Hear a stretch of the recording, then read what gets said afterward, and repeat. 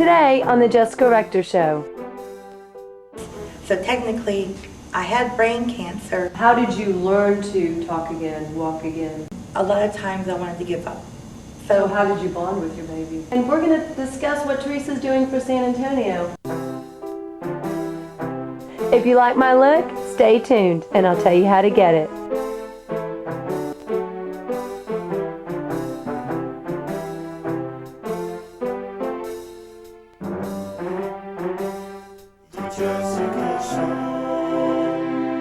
Hi, welcome to the Jessica Rector Show. I'm your host, Jessica Rector. What would you do if you're pregnant and you're having symptoms that seem a little unusual and the doctors say it's just part of pregnancy? It ends up being a brain tumor. Today we're talking with my guest Teresa Zadansky about this and how she overcame that and is alive to tell about it. Thank you for joining me today. Thank you for having me. So tell us a little bit about the pregnancy and what these symptoms were. Well, it all started basically, I got pregnant and my face one morning woke up and felt numb. And I was going, uh-oh, what's going on? Immediately called the doctor and the doctor said to come in, we'll talk and see what's going on. Was it just part of your face? It was only this side only.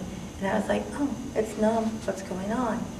And this is my second child, so nothing like this ever happened before. Okay. So the doctor said, well, it sounds like it's pregnancy rhinitis, which is a condition when your membranes and your sinuses swell up, and basically they just get blocked, and there's not much you can do with them because your whole body is now starting to swell up.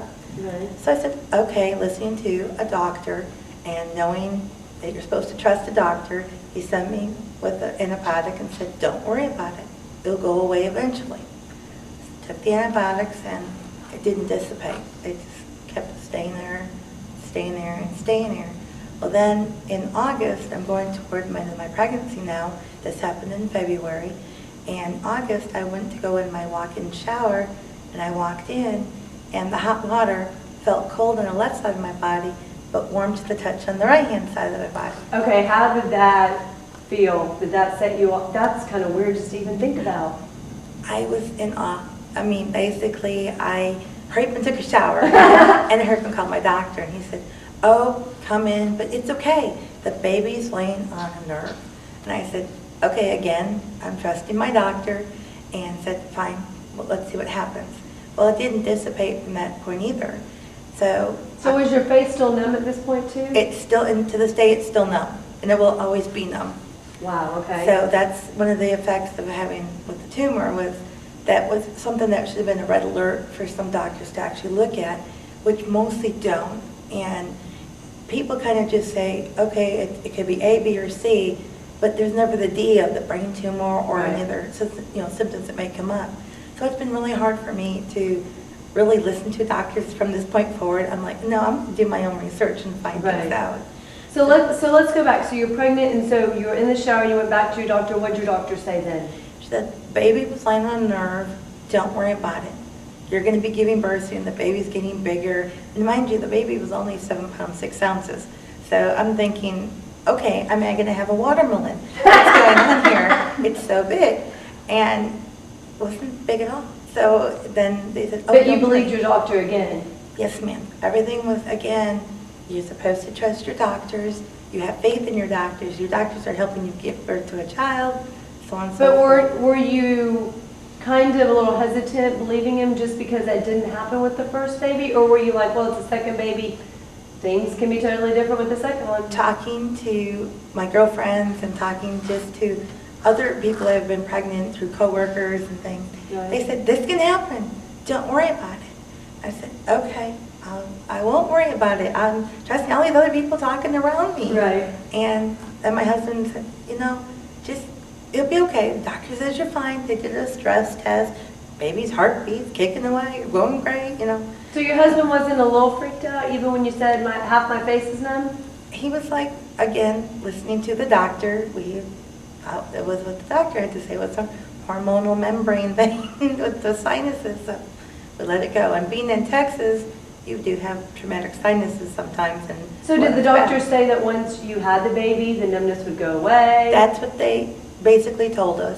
And so when I gave birth on October 7th, I thought, okay, this is all going to go away shortly. Well, in November, I was going back for my checkup to go back to work. This was a couple years ago. No, this is just 6 weeks later after I gave No, birth. but I mean, like, this just didn't happen like this October. No, it was happened- October 2005, I'm Okay. sorry. And my daughter just turned 3, and it was a big, huge feat for me to say, okay, my face is still numb, but at least, I know least what's she's going trying, on now, yeah. yes. And I'm here to see it. That was my Right. main concern. And when all these side effects did not dissipate, well, then it was weird because the doctor asked me, how are you feeling? I said, well, I'm feeling good. I want to go back to work. I'm a workaholic. I want to go back to work. And my husband says, wait a minute. And I said, what? What are you talking about? He goes, tell him how you really feel. And I said, what do you mean? He goes, tell him about the facial numbness and tell him that, Now, is this a different doctor? no, it's my gynecologist. Same doctor? Same doctor. And tell him, the numbness is in the tingling and the hot and cold is really bad. Okay. So he goes, you know what, Teresa? That all should have went away. Well, thank you. Okay, I'm thinking, it's in your hands.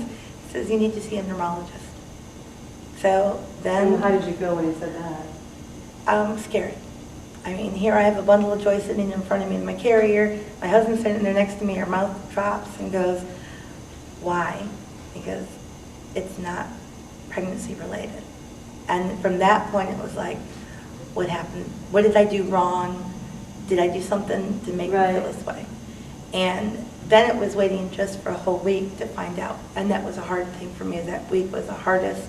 Just waiting and waiting and waiting. I was on the internet searching and trying to find out answers. Did you find any answers on the internet? Believe it or not, I found a website. It was just a fluke one that somebody made up, and it gave you a list of survey questions for brain tumors. And it said, this is what you probably have, and I went through and 9 out of 10 questions were, you have a brain tumor. And I was like, okay.